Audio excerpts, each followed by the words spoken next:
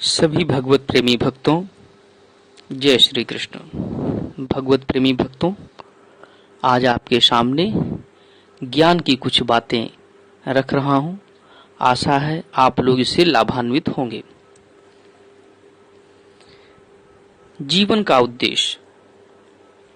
तुम रात को आकाश में कितने तारे देखते हो, परंतु सूरज उगने के बाद उन्हें देख नहीं पाते। किंतु क्या तुम इस कारण यह कह सकोगे कि दिन में तारे नहीं होते? हे मानव, अज्ञान अवस्था में तुम्हें ईश्वर के दर्शन नहीं होते, इसलिए ऐसा ना कहो कि ईश्वर है ही नहीं। इस दुर्लभ मनुष्य जन्म को पाकर जो इसी जीवन में ईश्वर लाभ के लिए चेष्टा नहीं करता, उसका जन्म लेना ही व्यर्थ है। जैसी जिसकी भावना होगी वैसा ही उसे लाभ होगा। संसार में मनुष्य दो तरह की प्रवृत्तियां लेकर जन्मता है, विद्या और अविद्या। कहते हैं पराविद्या मुक्ति पथ पर ले जाती है और अपरा संसार बंधन में डालती है। यदि मन में अर्थात जो विद्या है वह मुक्ति पथ पर ले जाती है और जो अविद्या है वह संसार में डालती है। यदि मन में संसार की आसक्ति ज्यादा हो तो मनुष्य अपरा की तरफ जाता है, और भगवान में प्रीति हो तो वह पराविद्या की तरफ जाता है। उस एक ईश्वर को जानो, उसे जानकर तुम सब चीज जान जाओगे। एक के बाद शून्य लगाते हुए सैकड़ों, हजारों, लाखों की संख्या प्राप्त होती है, परंतु एक को मिटा डालने पर शून्यों का कोई मूल्य नहीं होता। एक ही के कारण शून्य का मूल्य है। पहले एक, बाद में अनेक। पहले ईश्वर लाभ करो, फिर अन्य कामना, क्योंकि भगवत प्राप्ति ही सबसे अधिक आवश्यक वस्तु है।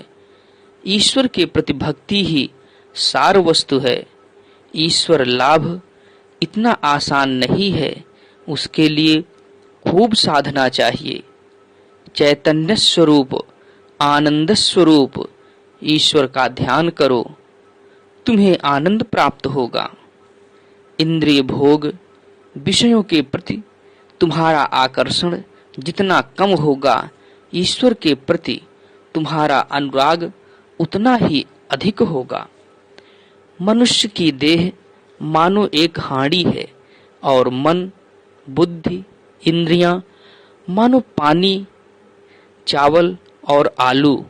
हांडी में पानी, आलू और चावल छोड़कर उसे आग पर रख देने से वह तृप्त हो जाते हैं और तप्त हो जाते हैं, और कोई उन्हें हाथ लगाए तो उनका हाथ जल जाता है। वास्तव में जलाने की शक्ति हांडी, चावल, पानी और आलू में से किसी में नहीं है। वो तो उस आग में है, फिर भी उनसे हाथ जलता है। इसी प्रकार मनुष्य के भीतर विद्यमान रहने वाली ब्रह्म शक्ति के कारण ही मन, बुद्धि, इंद्रियां कार्य करती हैं, और जैसे ही इस ब्रह्म शक्ति का अभाव हो जाता है, वैसे ही ये मन, बुद्धि, इंद्रियां निष्क्रिय हो जाती हैं। सत, रज, तम, यह तीन गुण जो हमारे शरीर में और प्रकृति के वातावरण में मौजूद हैं, के तारतम्य से मनुष्य भिन्न भिन्न स्वभावों के होते हैं।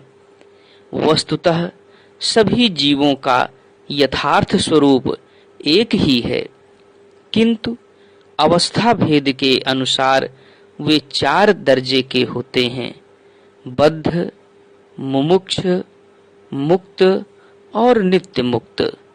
संसार में तीन प्रकार के जीव होते हैं: बद्ध जीव जो कभी मुक्त होने का प्रयत्न नहीं करते, मुमुक्ष जीव जो बंधन में होते हुए भी मुक्त होने का प्रयत्न करते हैं, और मुक्त जीव जिन्होंने मुक्ति प्राप्त कर ली है।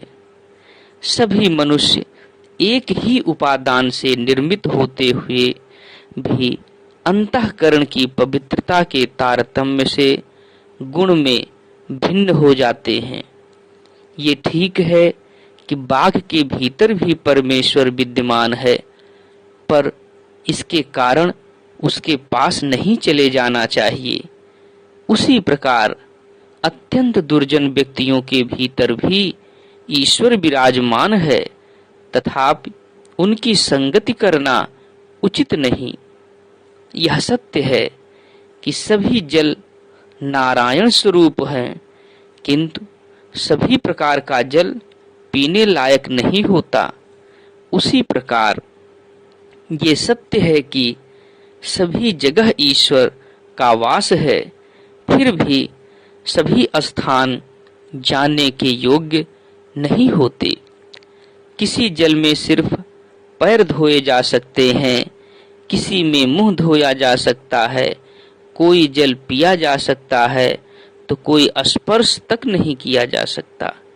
इसी प्रकार किसी स्थान पर ठहरा जा सकता है, कहीं देखने भर के लिए जाया जा सकता है और किसी किसी स्थान को दूर से देखकर भाग जाना पड़ता है। इसीलिए जीवन में हमेशा विचार करके कार्य करिए। किसी के बहकाने से मत आइए कि ईश्वर नहीं है, आत्मा नहीं है, ऐसा है वैसा है।